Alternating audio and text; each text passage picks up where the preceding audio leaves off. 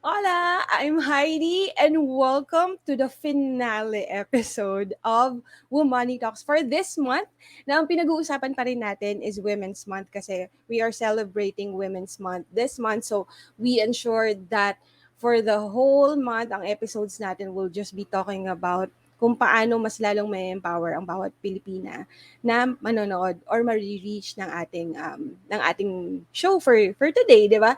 Sobra akong excited because it has been 4 episodes na ang nakalipas and ang dami kong natutunan, ang daming natutunan ng mga viewers natin dun sa mga previous guests natin. And if you haven't seen those episodes yet, I would suggest that you go back to the episodes and watch the replay. Sobra kayong maraming matututunan. And what better way to further end this series is with my very special guest for today. Sobra ako talagang excited. Ito, 'di ba? Nahuli yung excitement doon sa sinasabi ko, 'di ba? So sobrang excited talaga ako because I will be having her dito sa show natin and I'm really glad that she said yes. Ang ganda pa because the title that she chose for this episode, parang it pretty much sums up all the learnings na talagang natutunan natin from the first episode up to the fourth episode. And here we are. Talagang sobrang excited ako to talk to her about kung ano pa yung pwede natin gawin para at least maging empowered women tayo. And we kind of lessen those self-bashing na tinatawag natin or yung mga trash talking natin sa sarili natin, which really does not help doon sa ating growth as human beings. And please guys, if you know people who needs to hear the message, please keep on sharing this episode para mas marami tayong tao na ma-reach para mabigay sa kanila yung mensahe na gusto nating i-share for today, di ba? So, hindi ko na masyadong patatagalin, guys, kasi sobrang excited na nga ako, di ba? Si Grace, nandiyan na ba si Grace? Salamat, Grace, for this opportunity as well. Hindi ko na, guys, patatagalin. I will now introduce you to our very, very, very special guest who has been an influence to a lot of people. Alam nyo, makikita lang natin siya or maririnig lang natin siya as someone na talaga nagpapasaya sa atin tuwing nakikinig tayo sa radio program niya. Pero I do believe that this person really has a deep, deep na pinaghuhugutan nung mga nangyayari sa buhay niya. And she is really willing to share everything to all of us. Ladies and gentlemen, radio DJ, podcaster, event host, recording artist, influencer, endorser, voice-over talent. Ano pa ba ang hindi kayang gawin ng babaeng ito, ladies and gentlemen? DJ Nicole Hyala, hello! Magandang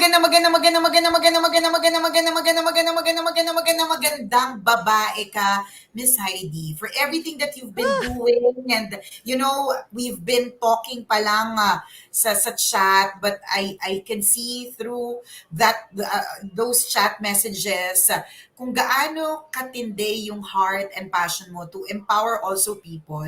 So I'm happy to be here, and I'm really glad to, in a way, end my Women's Month by guesting here sa show mo. Thanks for having me. Grabe, ano ba yan? Akala ko naiiyak naman. Nakakainis. Alam mo mga friends ko, pag nakita naman, iiyak na naman yung si Heidi.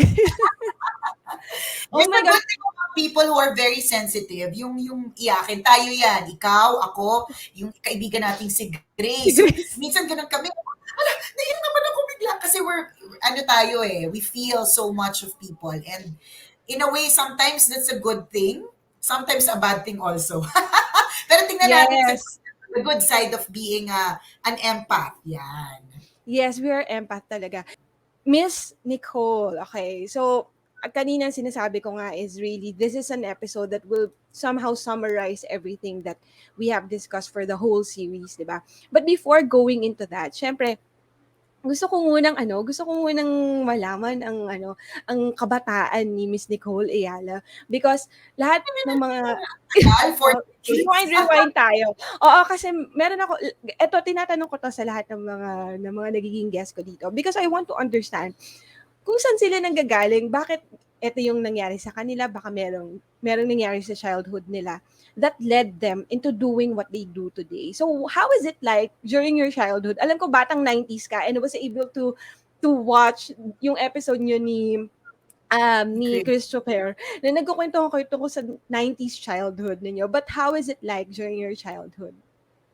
Well, I've had a great childhood, Miss Heidi. Sa totoo lang. I mean, great meaning I always say this, no, dun sa mga sorry na dun sa mga kabataan na lumaki po sa gadget, my kids including, na lumaki sa gadget, which I always tell them na nung panahon namin, talagang iba yung mga bata. Hindi kailangan ng vaccine para maging malakas. Actually, yung mga bata nung they have to run. Kailangan tumakbo sila ng mabilis. Kailangan mausukan sila. Kailangan, they have to go through all those things and then they actually become strong. I think it was during yung childhood namin na nauso yung kailangan mo na bacteria para hindi ka maging sakitin. May ganun eh. Para May maging ganun. immune ka? Para maging immune ka, no? So, it was a happy childhood because we were free to do what we wished na to compare to right now kasi na parang kids now kasi are more confined inside their homes. Parang it's so scary to bring them outside, 'di ba? Mga ganun, makakita ka lang ng puting van sa labas, may isip mo na kaagad, hala, 'di ba? Parang dati pag nakakita tayo ng puting van, ang maisip natin, oh my god, may artista, bakit naka-van ganon. So, ako yung childhood ko was relatively happy.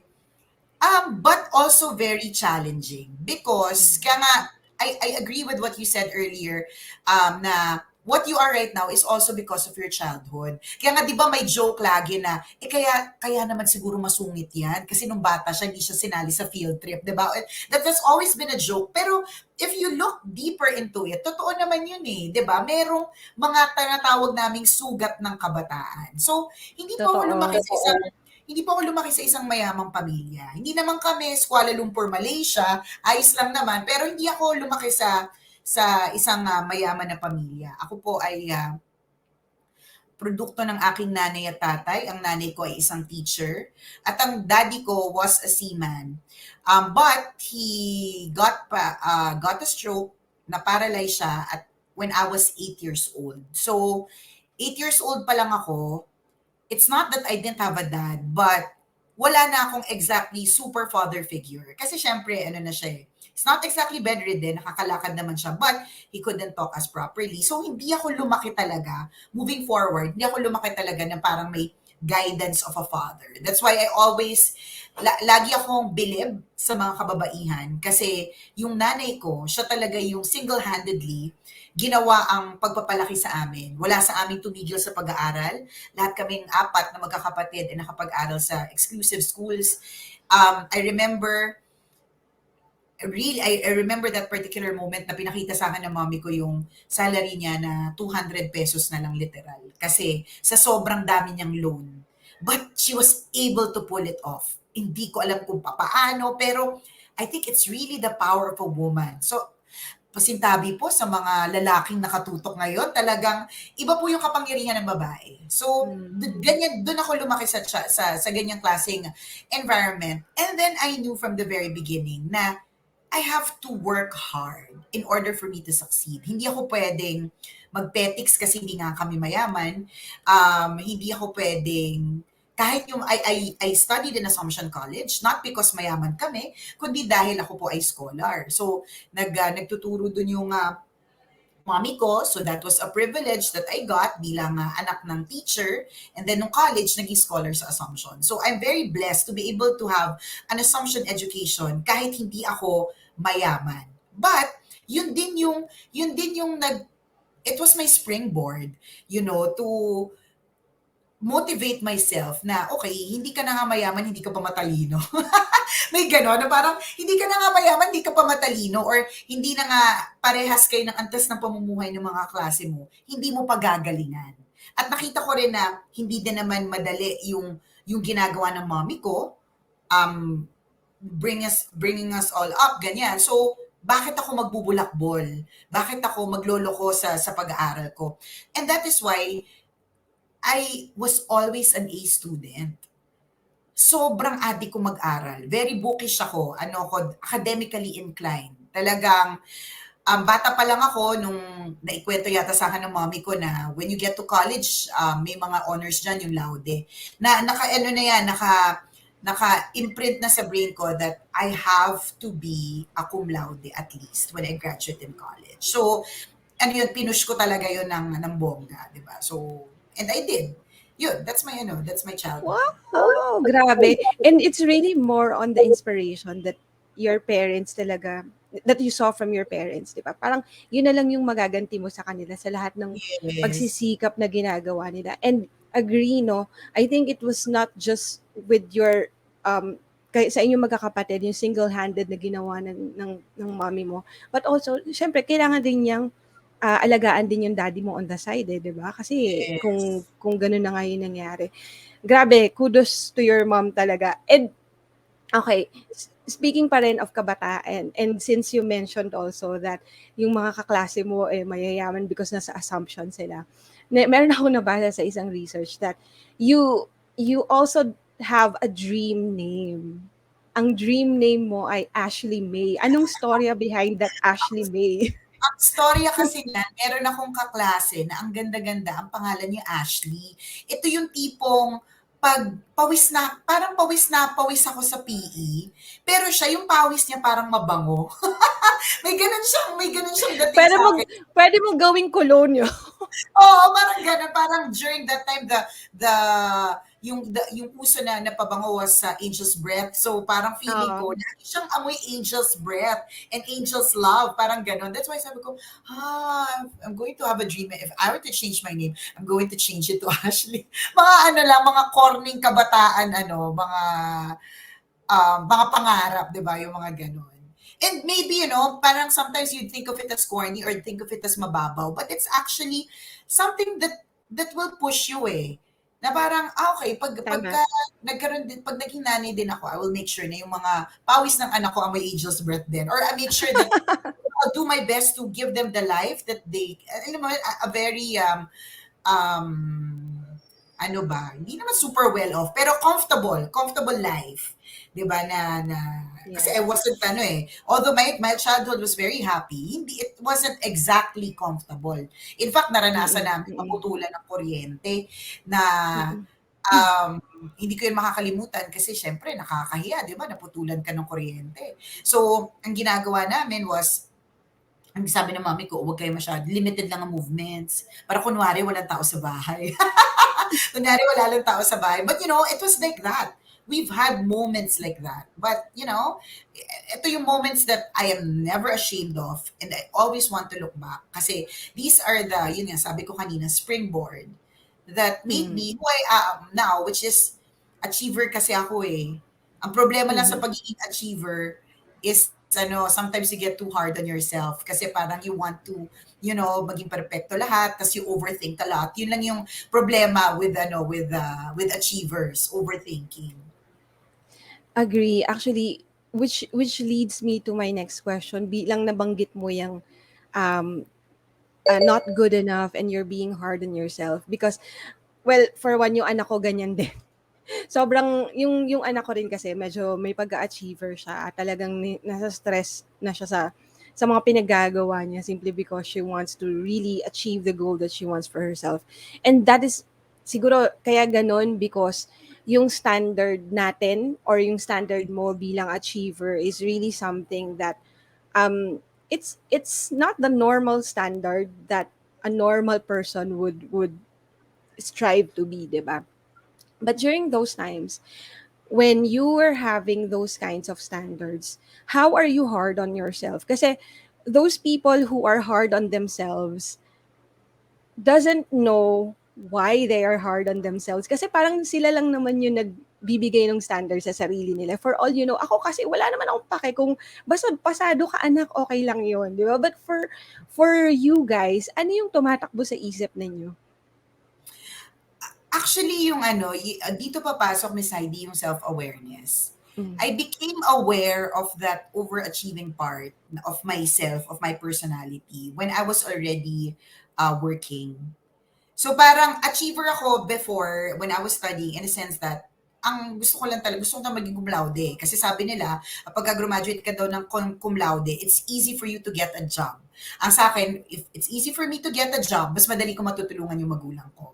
But then, growing old, kasi kaya nga sabi ko, I am a work in progress. Kasi growing old, I realized na yung me being an achiever, sometimes pala is not a good thing kasi I tend to overthink. Sometimes I criticize myself too much.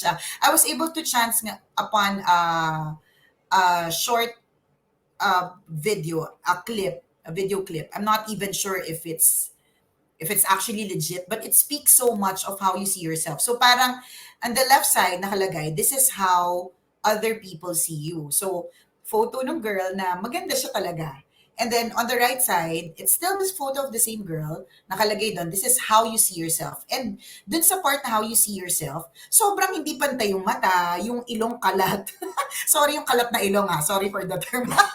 Ilong na kumalat, di ba? So parang, what I got from that short clip is that sometimes you're too hard on yourself when in fact other people see you differently. Ang galing mo naman pala eh, pero ikaw, sometimes, was I good Hindi pa rin enough? sapat. Oo, parang, ginawa ko ba yung tama? Mali ko to eh. Yun yung problem. Parang, you tend to overthink. But, sabi ko nga kanina, what's good about self-awareness is you know na how to manage it. Na parang, okay, you critic yourself. And I think it's helpful that meron kang reminder. Like, for example, I have a friend, ganun din, achiever, ganyan. So, doon namin na-realize na pangit pala, hindi pala maganda all the time na laging parang overthinking, ganyan. Kasi, kaya nga di ba sabi nila, buti pa yung mga tambay, ang sarap ng buhay. Kasi literally, ang sarap ng buhay ng mga, hindi Totoo. mo na masyadong isipin. Yung iisipin mo lang kung kapag tinanong ng tambay, o saan po yung bahay ni Aling Pepay? O ikaw na, di ba? Ikaw ang taga-turo sa riders. Ikaw ang go-to person, di ba? 'Di ba? Pero that's it, 'di ba? But for achievers, ang dami mong mga iisipin eh. Like iisipin mo ang dami mong iniisip ahead. So when I became Mm. self-aware of it, I became more um I enjoyed the present more because I realized that if you are too hard on yourself, you overthink too much, the tendency would be magkakaroon ka ng future phobia eh. The future Mm. hasn't arrived. And for me, yung statement na yan that the future hasn't arrived, no one really knows about the future. It has been proven na mga 1,000 a million times over when the pandemic came. Wala naman nakapag-predict. Not even the Mm. best mga psychics or whatever, and not even the best economist. Hindi natin napaghandaan lahat, even the first world countries, di ba? Mm. So yun, talagang it's important that you become self-aware. You become a critic of your own self so that you don't go into that part of overthinking and then it becomes future phobia. And then you forget the now. You forget the now and you don't appreciate the moment. Parang ganun. So anyway, I go back to my friend. So what she does, so alam niya, self-aware siya, achiever, ganyan. Tapos she's being too hard on herself. Meron siyang laruan. O so let's say a toy, ganyan. That she calls, I forgot the name. O sige, kunyari, Marites na lang for ano. Naalala ko lang yung chismosa namin kapitbahay. So Marites, ganun. She sees that Marites doll. It is a reminder to her na, oh, you're being, baka you're being too hard on yourself, ha? Don't. It's okay to be imperfect and it's okay to make mistakes. And it was helpful for her. Sa akin lang hindi. Sa akin lang, mas iba yung way ko, which is, I think I'd like to take each day at a time. One day at a time na lang ako. Kasi wala naman talaga makapagsabi. I'm not sure, Miss Heidi, if you were able to watch a YouTube video about my daughter getting sick last year, no? It Of was course, so everyone did. sudden. Yeah, it was so sudden. I wasn't able to prepare for it emotionally and mentally, 'di ba? So, ibig sabihin, yun yung isa sa mga realizations na hindi mo masasabi kung ano mangyayari bukas. So, one task at a time, one day at a time, 'di ba? One mistake at a time. Don't be too hard on yourself na, future agad. But of course, there's nothing wrong with preparing for the future. Okay yun. napaghandaan ko yung pagkakaroon ng sakit ng anak ko financially, and I was able to prepare for it, and you know that nung napanood niyo yung video, ganun, it pays to be to prepare, but do not succumb to future phobia too much. Kasi kapag masyado mong iniisip yung future, nakakalimutan mo yung now. Hindi pa nga dumadating eh. Hindi pa nga siya dumadating. Hindi natin alam, di ba? Tama.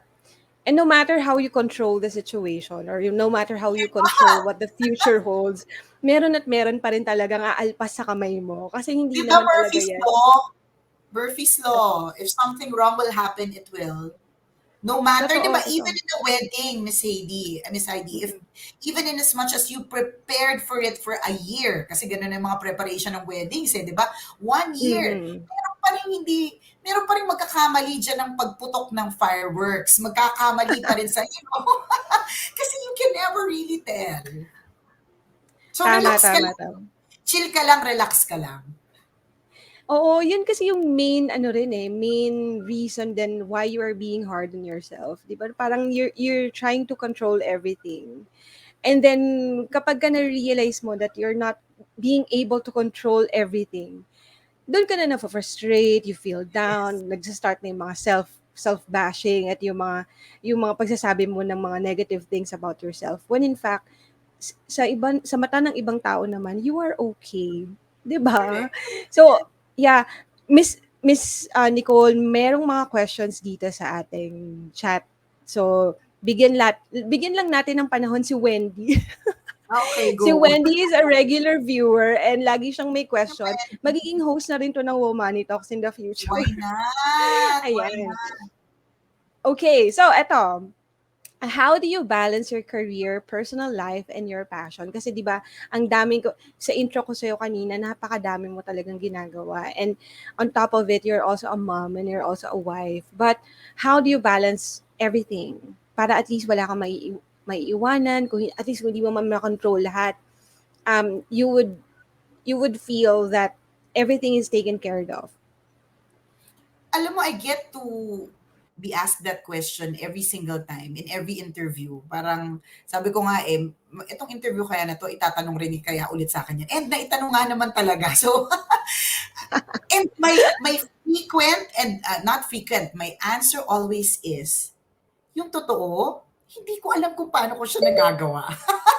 Hindi ko talaga alam kung paano siya nagagawa. Call it God's grace, call it time management, para sa mga hindi naniniwala sa Diyos, mas naniniwala sa science, 'di ba? Probably it, 'di ba? Parang um, siguro kung meron man na parang exact and concrete, it would be time management. Meaning, ito lang certain time na ito ay dedicated to work, and then afterwards baba na yung phone. Parang for example, to make it easier to understand, for example, in a trip, syempre influencer ako, 'di ba? So kailangan may photos of the place, lalong-lalo na kung halimbawa, ex-deal yun, ganyan, nagpapatulong yung Correct. may-ari, you have to promote, ganyan. So, kami, of course, will enjoy it. Kami ng pamilya namin will enjoy it. But we give ourselves a time frame. So, parang if we already get a money shot, a money video clip, ganyan, ibig sabihin yung ang ganda na nito, stop mo na yan. Huwag mo na Mm-hmm. isipin, i-enjoy mo na yung stay mo. Kasi kapag hindi, ang ending nito, pumunta pa tayong lahat, hindi naman tayo nag-enjoy, di ba? So, I Oo, guess really, trabaho rin pala. trabaho rin pala. So, may oras. So, kapag ka Mhm. nakita na ng asawa ko na, tingnan mo yung picture na yan, maganda na ba? Okay na. Pwede mo nang ibaba yung phone mo. So, ganon. So, parang trying to put different parang timeline for each. Yung ganon. Mm. Pero honestly, yung parang clear cut how I do it, this is the way. Hala, wala akong sagot.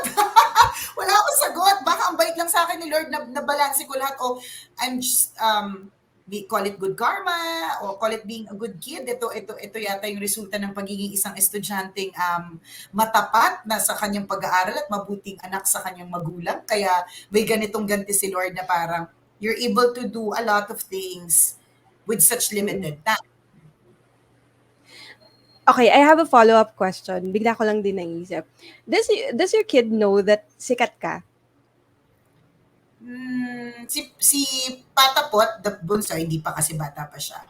Si Princess, Yes, pero she's not woke. My mom, hindi, hindi. Mm-mm. Baka iba rin generation nila kaya siguro parang ano. Yeah, but she knows kasi like sometimes pag naglalakad kami sa mall tapos people recognize me, ganyan, or sometimes take my picture. Mm-mm. Tapos sasabihin niya lang, people know you, no? Why do people know you? Ganon. Yung mga ganon lang. A lot of people know you, no? Ano pa eh, bata pa eh. 8 years old lang eh. Mm-mm. So Mm-mm. parang feeling ko she's not really, hindi niya pa naiintindihan yung konsepto ng popularity. Which Okay. is, I think, And thing na din. oo, 'di ba? And okay, because the reason why I asked also is yesterday lang kasi I'm also preparing for excuse me, for a speech na I will deliver sometime in May. And then I did survey with my friends asking them kung ano yung kung ano yung pinaka-failure na naiisip nila na common for for a mother or for a woman. And then almost if not all the answers were about if they are doing good enough as a mother. Yes. So, ikaw, I would like also to ask this question to you. Because for me kasi ako, ang validation ko of becoming a good mother is yung validation that I get from my kids. Kasi every time I would ask my kids, eto sobrang naaliw talaga ako dito. When I ask my daughter, are you are you happy that your classmates would tell you that your parents look young. So, parang ganun yung joke ko sa kanya nun. But she answered, no, mom, I'm prouder when they say that they want to be your parents. They want to be you as their parents. Parang ganun. Gusto daw kami maging parents ng classmates. So, ikaw, Mm-mm. what is it that makes you feel na, I'm doing a good job as a parent Ako, it's or as a mom? always, maybe si Princess, wala akong maisip top of mind kasi she has so many quotable quotes na parang, thank you. Parang it just made my day. Kasi there are, and I agree, kahit hindi ako naging part ng survey mo, I agree that most moms feel that they don't meet the standard, especially in this social media world na parang everything you see ay everything is so perfect on social media, di ba? So parang feeling mo you always fall short. Why am I not like that, ganun. Exactly. Princess Oo. has so many, yeah, Princess has so many quotable quotes that remind me that I'm a great mother. Wala akong maisip top of mind sa sobrang dami, but I think the validation would always fall on the hug. Kaya nga 'di ba the hug and the cries on your shoulder will always remind you na yeah, ikaw yung to go to person. Mm, Wala siyang mm. ibang to go to person kundi ikaw. And that Oh, is always a validation na okay, okay ako. you did a Sa good akin siya, job, right? she gets comfort from me. Sa akin siya Mm, kumukuha ng comfort. So, mm, and mm, that mm. in itself, it speaks volumes. Oh my gosh. Grabe yung hugs talaga sobrang importante, no? Grabe. Diba? It's so Okay. simple, pero akala nung kids wala lang. Pero for parents who are, parang, di ba pinawi niya na lahat? Di ba totoo yun eh, corny-corny mang Mm-mm. pakinggan, but pinapawi ng isang yakap ang lahat. Totoo, kahit hindi magsalita, no? Yakap lang. Sobrang nakakaiyak. Oh my gosh. Okay, Totoo. there's a follow-up question from Wendy, okay? And and how do you build confidence and resiliency over the course of your career as a parent and as a DJ? I think Wendy nasagot na rin ni Miss Nicole ito. Unless you want to add some more, Miss Nicole, please go ahead. Ako yung tungkol dun sa parenting, 'di ba? Yun nga, I said earlier na always feel like we fall short because of the standards that we see na parang why are they like this, like that. But I'm always guided by the thought that that you are doing a good job. Each parenting style is different. So kung what works for Miss Heidi will not work for me. Meron siguro general na parang might work for all, but still meron yang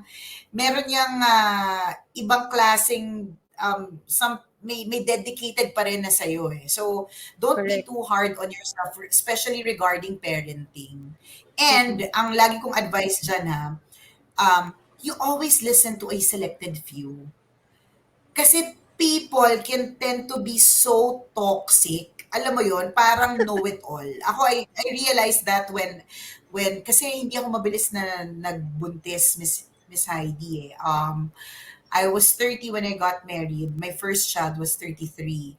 And then second was 38. So, syempre kung 33 years old ka na naging nanay, parang feeling ng lahat ng mga nasa paligid mo na nanay na, mas alam na nila. Ang naging pressure Mm-mm. ko when I was a first-time mom was ang daming mali, parang ang daming mali sa ginagawa ko. Bawal ganito, bawal ganyan, ba't ganito, ba't ganyan. Nung pagbubuntis ko pa lang ha, kasi adik ako sa coke. So, Mm-mm. lahat ng tao parang, "Wag kang mag-coke," ganyan. Coke makes me happy. So parang feeling ko ang sama akong nanay kasi buntis ako tapos nagko-coke ako, 'di ba? When people are saying, "Oh, wag ganyan, blah blah blah," gano'n. And then I realized, teka, doktor ko ba kayo? Hindi ko naman kayo doktor ah. So, tinanong ko yung OB ko. Sabi ko, Dok, kasi a lot of people are telling me na bawal daw ang soft drinks, ganyan. Tapos she was the one who told me, hindi ah, hindi naman bawal. Bawal kapag ka sobra. But if you Oo, drink, for oo. example, a glass a day, then that's okay. Tapos sabi ko, Dok, Mm-mm. lagi ako nagpa-plansya ng hair. Sabi nila bawal daw, ba't daw ako plansya ng plansya? Siyempre, nasa in front ako of a camera always, sa Love Radio, Mm-mm. ganyan. So, syempre, plansya ako ng hair lagi. Tapos, I feel so bad kasi nagplansya ako ng hair. Will it affect my kids sa loob ng aking sinapupunan? Mga ganon. Tapos, sabi niya, hindi bawal magplansya ng hair. So, doon ko na-realize, and nung inuluwal ko na si Princess, ang dami ding comments. And doon ko na-realize, you only listen to a select few that you trust. Mhm, Kasi mhm. bawat parenting style nga is different eh. So bakit ako mape-pressure dun kung ginawa mo yan, kung naniniwala ka sa big kiss and I don't, Oo, then oo. respetuhin mo yun. Kasi yung mga nasa paligid ko who I believe in, the select few who I believe in, don't believe in big kiss. For example, Yeah. yung example na gano'n. So, and that also means, not just for motherhood, that also means life in general, let go of toxic people. Okay na yung merong few lang, na meron kang Mm, tugo. mm. Pero these are the people who will empower you. Kasi kapag sinurround mo yung sarili mo with people who do not empower, yung mas stress yung binibigay kesa empowerment. Naku, toxic yan. Let go. Let go of that person. Yung mga mali mo yung mas pinapalaki, 'no? Oo, 'di ba? Parang, wow, perfect. Perfect ka. Sige. 'Di ba, mabuti kung perfect ka talaga, gets ko, pero nobody is perfect. And Mm, especially, mm. you don't believe everything that you see on social media. What may seem like perfect on the outside when you post it, 'di ba? Behind closed doors, hindi natin alam yung nangyayari dun eh. Totoo, totoo 'yun. Oh my gosh, grabe. Oh, 'di ba ang passionate na namin magsasalita. Hindi totoo 'yun kasi nga parang yung iba rin naman kasi kapagka nagsasabi rin sa atin ng mga advices nila, though they mean well, I do not invalidate yung mga nagsasabi sa atin. They Oo always mean naman. well. Siguro Yes. lang yung way on how they said it, it's really kind of parang intoxicating. And most of the time kasi yung it's bound by pamahiin na lang din without any Mm. scientific basis. But again, they always mean well din naman. And I Yes, agree yes. with you also that you selected few lang because kung pakikinggan mo rin kasi lahat, hindi mo na alam kung anong gagawin mo because lahat din naman yan contradicting din na sinasabi. So you just go to Everything is selected few. debatable.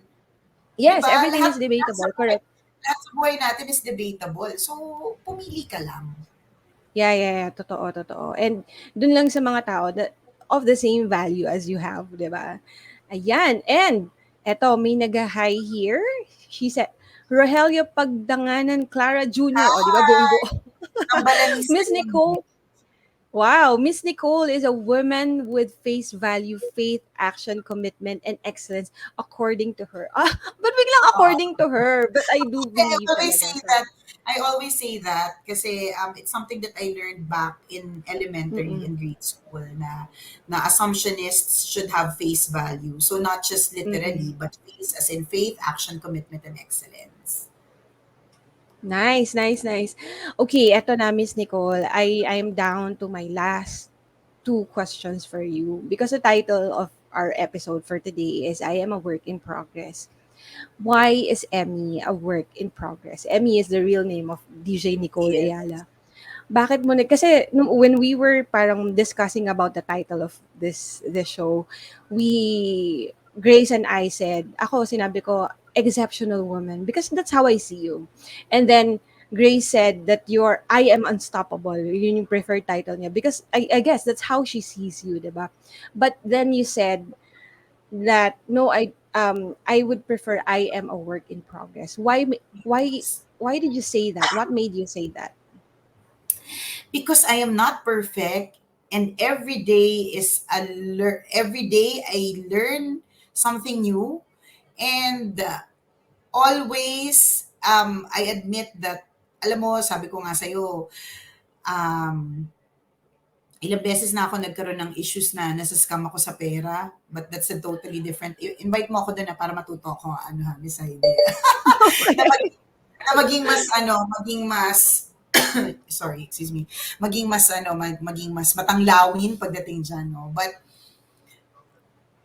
kahit na nasa 40s na ako, naloko pa ako sa pera, alam mo yung ganun, kasi ibig sabihin, there is still something to improve on myself always. Kaya nga when people say it's exceptional, unstoppable, yung, di ba, no, when we were talking, well, siguro baka overthinker ako and the achiever in me is saying, no, hindi pa eh. Kasi hindi talaga, always, and I admit it, that I am not perfect. Actually, hindi rin ako nahihiya na magtanong. Hindi ako nahihiya na humingi ng tulong. Ng tulong when I need it. And I feel like when you're a strong woman asks for help when she needs it. Yun yung paniniwala ko. And definitely a work in progress. Always, always, always. I can still be a better version of myself tomorrow. Oh, that's so nice. Sobrang ganda nun. I can still be a better version of myself tomorrow. Iko-quote Diba? ko yan. Diba sabi nga nila, you're only as good as your last performance. So pwede mo pang i-top Yes. yun eh. So always, kahit naman nga as a DJ, di ba, nagtanong si Wendy about building confidence and resilience as a DJ, yung ganon. Kahit naman as a DJ eh, I've been here for 18 years. Pero um, bakit kinakabahan ako pa rin ako pag may interview? Bakit kinakabahan ako every single time I get up on stage for a hosting stint? I've been doing that for 18 years. Dapat wala na lang sa akin yun. But I still get nervous every single time because nga I am a work in progress. I can still improve. And I can still learn from people. Hindi pwedeng alam ko na lahat. Hindi. Hindi mo alam lahat. Walang ganon. Eh di ang corny na, wala ka ng learnings Tama. eh. Wala na ring trials. Alam mo na lahat eh, di ba? And when you're a work in progress, you realize that trials are part of life. Yung mga mistakes are not actually mistakes but learnings. So parang walang talo kasi natuto ka. Tama. And let me just add, yung mga sinabi mo kanina na scam ka sa pera, just treat it as parang your tuition fee sa life. I Scholar know. ka daw kasi nung estudyante ka. So ngayon, ngayon na nagbabayad ng tuition Oo, fee para sa mga yes. mistakes. Talaga naman, Okay. Nicole. Ang ganda ng Work in question ni Wendy. progress. Exactly, exactly. Eto, ang last question ko kasi is related to the question of Wendy. And let me just flash this. This is the last question and then let us discuss, no? Ayan.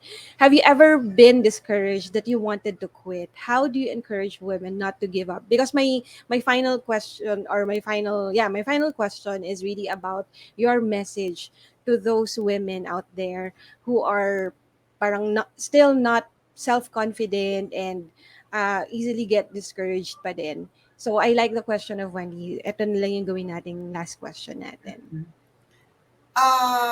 Naramdaman ko yung discouragement that I wanted to quit last year.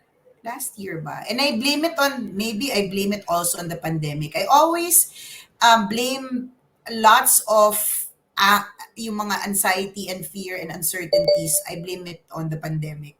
Yun yung nagbigay sa atin ng mental stress talaga, no? Mm-mm. Nung nag-umpisa yung pandemya, biglang nag-boom yung TikTok. 'Diba? I'm not sure if Okay. nagka-TikTok account ka rin nung time na yun bukod sa natutong gumawa ng ube cheese pandesal and dalgona coffee, gano'n. So, TikTok yung nag-boom, 'di ba? And when TikTok started, ang content of TikTok was mostly dance, mga dance, tapos you follow Yeah. the Mm-mm. ganun and all. Hindi ako dancer, okay? I'm a work in progress, but definitely, I am also Not a self-aware that dancer. I'm not a dancer. And siguro, in my next lifetime, pwede nating karirin yan kasi pangarap naman nating maging, makasunod sa, magkaroon ng swag, ganon. And then, natakot ako, honestly. Kasi sabi ko, Mm. hala, is this the end of Nicole Hyala? Kasi ito na yung people are consuming TikTok so much na hindi Mm. ako makasabay kasi iba yung swag ko. Alam mo yung ganon? Parang Yeah. mga mismo na step, parang it's not it eh. Alam mo yun, may mali sa ginawa niya. Parang she's so tita when she was doing that step. Parang ganon. Alam mo yun, yung ako mismo, I'm not confident in doing that step and it's just one beat. 'Di ba? Yeah. Yung, so, I felt like, hala, is this gonna be the end? Kasi people are consuming that app na, tapos hindi ako makasabay, baka ito na yun. Tapos, hindi naman that I wanted to quit, but I was lost. I was really lost. Na parang, hala, saan ako pupulutin? What's next? Eh, ito ang bread and butter ko, being Nicole Yala. Mm-mm. And then, I stopped myself and I prayed to God kasi sabi ko, hindi naman ako papabayaan ng Diyos. In as much as tinulungan niya ako mula noon hanggang ngayon, ngayon pa ba niya ako Mm-mm. papabayaan? I mean, He has guided me all throughout, gave me this career which I did not even plan na magkaroon, 'di ba? Kung napanood mo yung former previous interviews ko or research about me, hindi naman ako mass comm graduate, business Mm-mm. management ako. Mm-mm. So napakalayo, no? So pero dinala ko dito ng Diyos where He planted me here at nag-grow ako ng so much. So hindi naman niya papabayaan na nag-grow lang ako tas wala na, 'di ba? And so I Yeah. stopped myself and then I prayed and then it just dawned on me na you have to stick to your core. Ba't ka lalayo? So yun, yung parang being self-aware of what your core is. Saan ka magaling?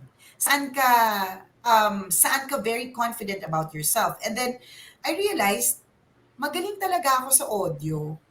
Yan talaga Mm-mm. yung core ko, audio. Tapos naisip ko, bakit hindi ako mag-podcast? I mean, Tama. 'di ba? Pag hindi ako mag-podcast, ginagawa ko naman siya for a living. Etong mga ganito, yung mga ganito, Miss Heidi, inisip ko na 'to eh, ang dami na rin nag-encourage sa akin na ano. Pero for some reason, video for now sa akin is not ano eh. Isipin mo yung aking YouTube channel, considering that it has like mga more than 400 videos. It hasn't Mm-mm. even reached, hindi ako nahihiya dito kasi makikita nyo naman yung numbers nun, no? Compared to a lot of influencers, di ba, it hasn't even reached the 100,000 mark. So, hindi pa nga ako nakakuha ng Mm-mm. silver play button. But, it has so many content. Napakaraming videos noon, gano'n. Hindi ko lang siguro core or siguro yung ingay ko sa radyo hindi nata-translate on video, I don't know. But definitely when it's audio, I'm comfortable, I'm confident, and I know what I am doing and what I am saying. So sabi ko sa Mm-mm. sarili ko, ba't hindi ako mag-podcast? And then may nag-interview sa akin for a podcast.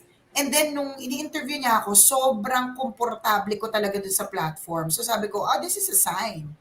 And yun yung ano, that was my parang springboard again. Bounce back na okay, hindi ko man makuha yung mga dancing and other platforms or whatever it is. Yung audio will always be my core. Radio, podcast, anything audio, core ko yun. So, hindi ako mag-give up. Plus, ito hindi naman to sa mukhang pera, pero sa totoo lang naman talaga. Ang dami masyadong bayarin, okay? Daming gastusin, okay? Hindi Madami ka pwedeng pang i-add hindi to pwedeng cart. passion lang. Oo, 'di ba? So ibig sabihin, that should also be a motivation for you not to give up. Eh kung matakaw pa yung anak mo, o ikaw mismo na nating yung anak mo, ikaw mismo matakaw ka. 'Di ba? Why should you give up? You keep moving forward kahit little steps, 'di ba? Kasi you have to you're still alive. Ang dami mo pang Tama. sky's the limit ang pwede mong gawin pa, and every situation, lagi ko itong sinasabi, whatever your situation is right now, it will change. So do Correct. not make a temporary decision, a lifelong decision based on a temporary feeling. So kunyari, 'di ba, kung nag-quit na ako noon at naisip ko, ito na, this is the end of it. That was a temporary feeling. Eh kung nag-decide ako na parang, wala na, this is the end of Nicole. I will decide to be another person, or I will decide to be, to do another, to go a different path. 'Di ba? Eh temporary lang yung naramdaman ko noon eh. So hindi ka dapat magdedesisyon ng major decision based on a temporary feeling. Kasi pwede mo naman yung, you can actually do something about it. You pray over it. Ako, Mm. para sa akin, it's very important that you pray over it. Pagdasalan Yeah. mo talaga yun, kasi you will get the proper guidance talaga. Siya ang nag-create sa atin, siya ang dahilan kung bakit meron tayong unique thumbprints, unique Yeah. tongue prints, 'di ba? So, yung problema mo tungkol sa whatever it is that's making you quit, that's so little compared to the majesty of God, 'di ba? So, bakit hindi ka magdadasal?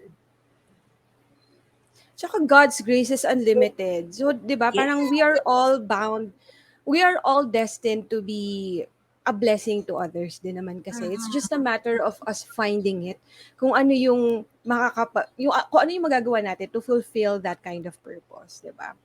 And good for you because during that time na-introduce sa'yo ang podcast, pasimula pa lang din siya, 'di ba, that time. So, isa kayo dun sa mga talagang nagpa-pioneer here in the Philippines sa mga Tambalan pag-podcast. podcast ha. Ayan, Spotify follow din, pod. you're also a podcaster na. O, di ba? Yeah, start. Pero Go there. nahihiya pa rin. Well, I have already converted. It's there already. The episodes of Money Talks are there. The last month's episode. So nandun na siya. So Ayun, yeah. So very good. nahiya. 'Di ba? Very good, very Grabe. good. Ganun. So it's really important that you find your core. And lastly, stay healthy. 'Di ba kapag ka Yeah. nagkakasakit yung anak natin, the world stops. Tigil Mm-mm. talaga yung mundo natin 'pag nagkasakit yung anak natin, 'di ba? So tayo din mismo. So we have to take Totoo. care of ourselves. You cannot give what you don't have. You cannot drink from an empty cup. Uulitin lang natin, kapag kung nakikinig ka at hindi ka natutulog sa isang flight bago lumipad, sinasabi doon ng stewardess pag nag-aano siya, 'di ba? Na bago mo tulungan yung katabi mo in case of an emergency, dapat Tulungan mo ikaw muna. may oxygen, 'di ba? Tama, So tama. ikaw yun. Don't forget to love yourself. Dahil ika nga sa kanta, loving yourself is the greatest love of all. Oh Which is, my gosh. Totoo yan, totoo yan. Oh my gosh, grabe. Miss Nicole, sobrang dami kong natutunan talaga sa conversation natin na to. And thank you. I'm just so blessed to have you here and share your knowledge and your wisdom to the viewers, especially for those people then who will be watching the replay, who will be listening to our podcast. Sobrang salamat for your wisdom and um grabe, ang daming sana ma-bless ka pa Thank sa lahat you. ng mga ginagawa mo ngayon. I really pray that you will inspire more people with what you do, 'di ba? For those people to just keep on going kasi kung ikaw nga kinaya mo 'di ba? I'm sure kakayanin din ng iba. They just have to believe in themselves. Just like what you did, 'di ba? And the motivation is really coming from the family, 'di ba? Starting from your mom, 'di ba, who was a single mom during that time and then now that you have your own family na they would look up to you as a person, as a good person, as a good example. Sobrang thank you DJ Nicole Hyala. Grabe, grabe, grabe guys. And Also, grabe, bago tayo magpaalam, I would also want to share with you, grabe guys, kung hindi niyo napanood yung mga previous episodes natin, I hope that you will be watching the replay and you can also listen to the podcast. The first episode was about resiliency with John Fontanilla. The second episode was about being God-fearing with Marge Balbuena. And also, we had Mr. Josel Gaston, being mindful naman yun sa kanya, and si Miss Cherry po, Africa, I am fire. So I am fire yung naging topic namin doon. And for next month, meron na naman tayong bagong series, guys. Natapos na tayo doon sa Women's Month. So ang pag-uusapan naman natin is business essentials. Okay, every week of April, ang pag-uusapan natin ay tungkol sa first episode natin, Turning Passion into Business with Engineer Hannah Trespeses. And then episode 2, The Power of E-Commerce for Your Business with Mylene Chua Maglea on April 11. Episode 3, Insurance as a Tool for Business Continuity with BJ Legaspi at April 18. And the last, of course, magbayad po tayo ng tax, guys. Kahit gano'n tayo, kaya magbayad tayo ng tax. Okay, your business and your tax compliance with Prof. Sai De La Torre on April 25. Sobrang dami na na-jam-pack na naman ang ating episodes for next month, and I hope that you will be sharing the episodes with me again. Watch the episode and the previous episode with F. Previous episode, sobrang excited lang talaga ako because DJ Nicole is here with us tonight. And guys, please don't forget, especially to the ladies out there, that you can be the most empowered versions of yourself. You just have to believe in it because that is true. Okay? Thank you very much for watching from start to finish. I hope you keep on sharing this episode to everyone. Bye guys. Bye! Bye DJ Nicole. Goodbye!